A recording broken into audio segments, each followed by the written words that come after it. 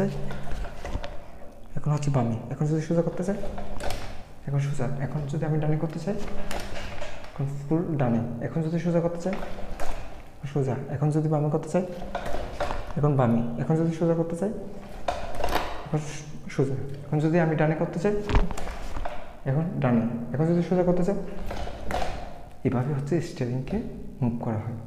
তো স্টিয়ারিংয়ের স্লো মোশনে যদি আপনি সেটা দেখেন, 1 2 3, এখন হচ্ছে স্লো মোশনে এভাবে স্টিয়ারিংটা নিয়ন্ত্রণ করে।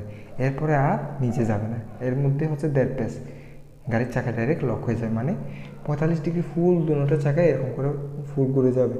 আবার যদি চাকাকে সোজা করতে চাই, 1 2 3, হাতও সোজা, স্টিয়ারিংও সোজা, চাকাইও সোজা, তিনটা জিনিস সোজা। আর এই তিনটে সোজার সাথে আরেকটা সোজা যেটা হতে হবে, সেটা হচ্ছে আমাদের গতিপথ। যদি সোজা না থাকে, আমরা যদি স্টিয়ারিং সোজা করে ফেলি, তাহলে গাড়ি এক সাইডে চলে যাবে। সো